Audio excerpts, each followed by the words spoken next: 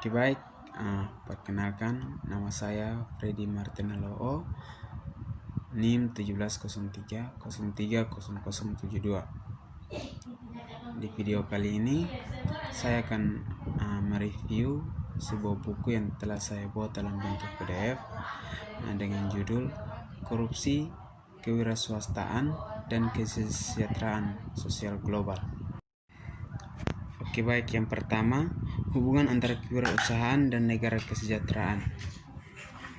Motivasi adalah kekuatan pendorong utama di balik keterlibatan dalam aktivitas kewirausahaan. Itu motivasi dapat tumbuh dari kebutuhan atau pengakuan atau suatu peluang. Terlepas dari motivasi, ketidaksertaan pendapat dapat menjadi faktor deterministik karena menentukan akses ke sumber daya yang diperlukan untuk kegiatan kewirausahaan, dan sumber kesejahteraan dapat mengurangi beberapa kendala yang timbul oleh ketimpangan pendapatan. Literatur yang ada menunjukkan hasil yang beragam terkait dengan kesejahteraan, kewirausahaan, dan aktivitas ekonomi. Tujuan yang dimaksudkan dari program kesejahteraan adalah sebagai ajang pengaman sosial yang secara teori dapat membebaskan orang untuk menginvestasikan modalnya dan bahkan mengambil risiko seperti memulai bisnis dengan keamanan yang tidak perlu mereka bayar kebutuhan dasar seperti pendidikan dan perawatan semula. Misalnya,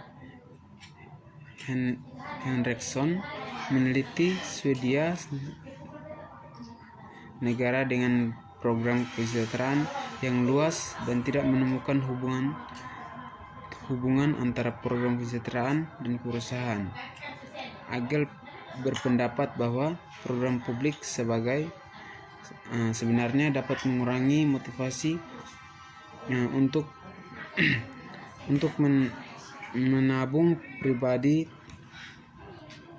Tabungan diperlukan untuk pertumbuhan ekonomi secara keseluruhan, serta untuk kewirausahaan aktivitas, karena tabungan adalah tempat modal kewirausahaan, keuangan pengusaha.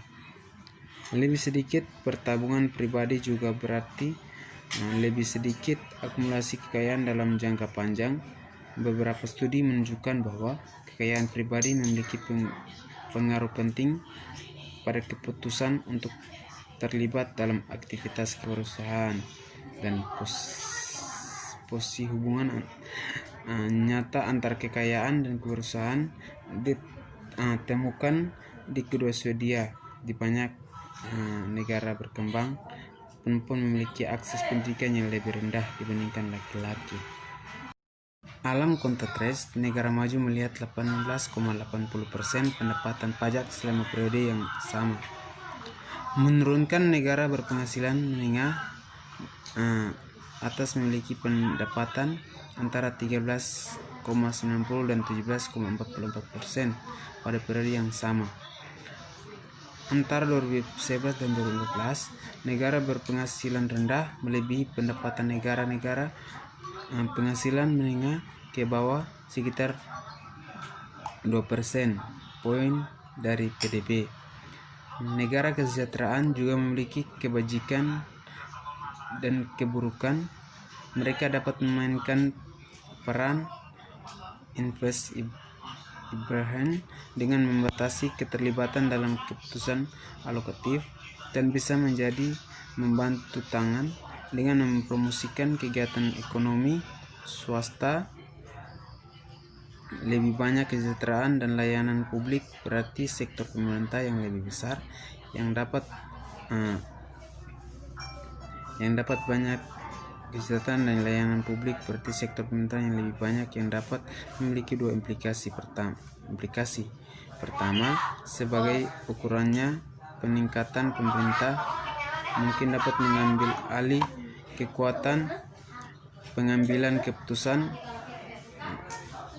oleh menginternalisasi kekuatan ini ke sektor publik dan membuat peraturan untuk memberikan layanan kesejahteraan yang semula disediakan oleh sektor swasta.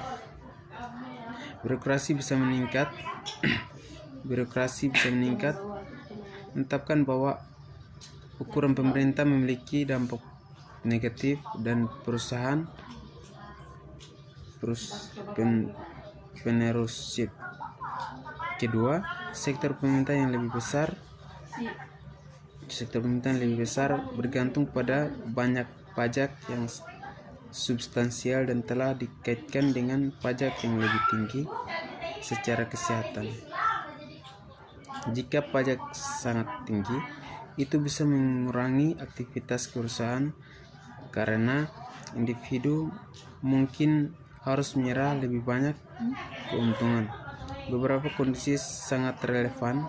Hal ini dapat menghalangi minat kegiatan entrepreneurial, terutama di sektor bergaji rendah atau di mana industri bersifat terukur oleh margin keuntungan yang lebih kecil.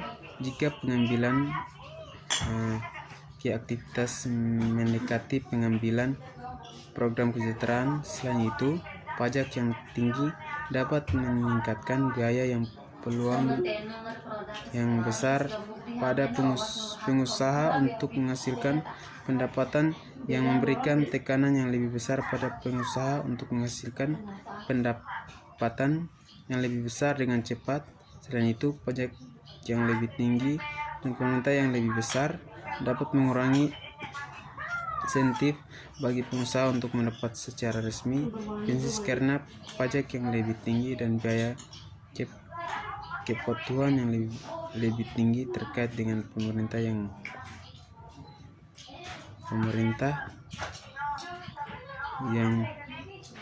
lebih besar.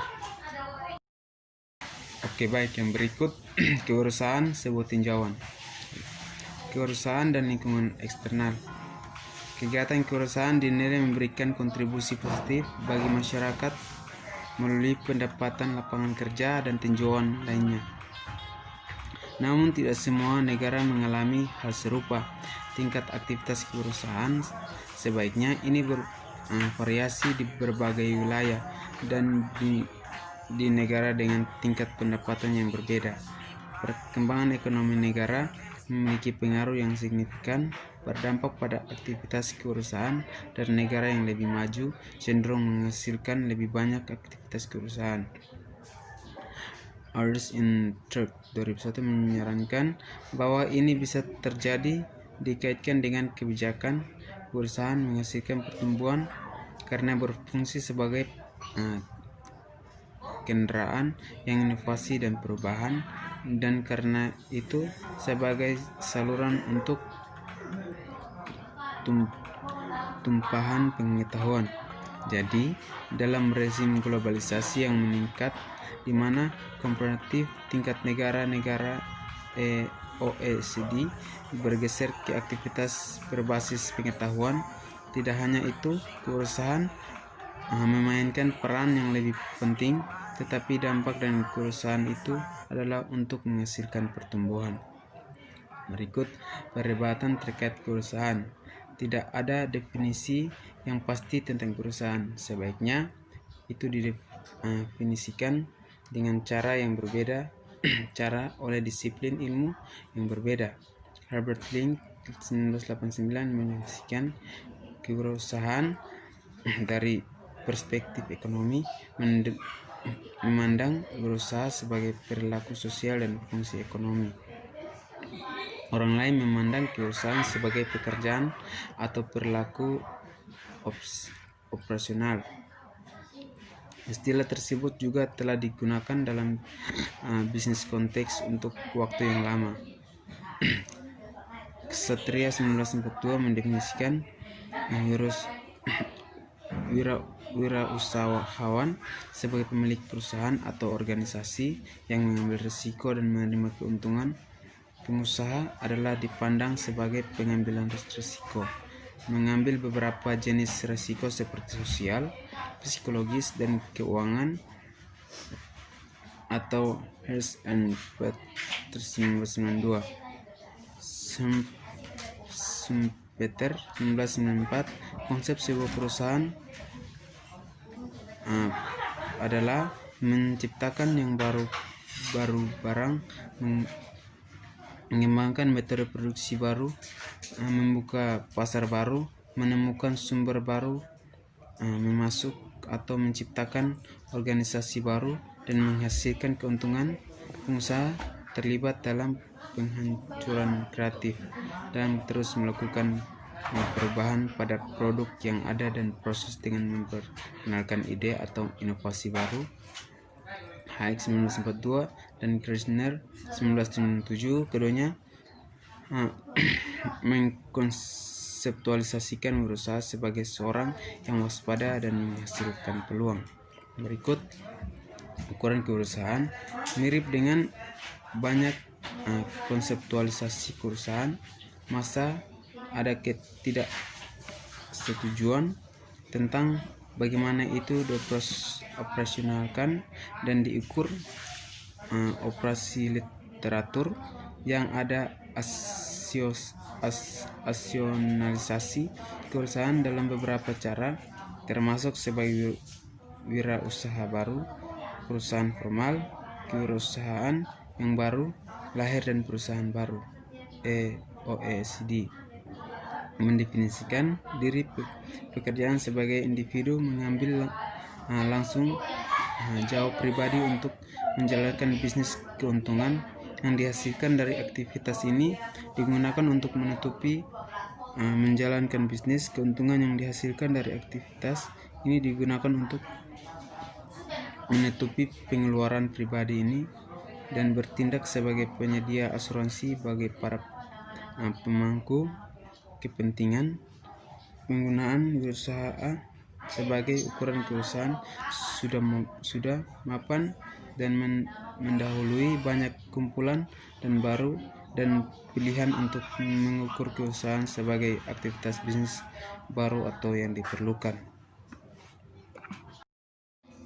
Oke, baik, demikian hasil review dari saya. Mohon maaf jika ada banyak kesalahan dari kata dari saya. Sekian dan terima kasih.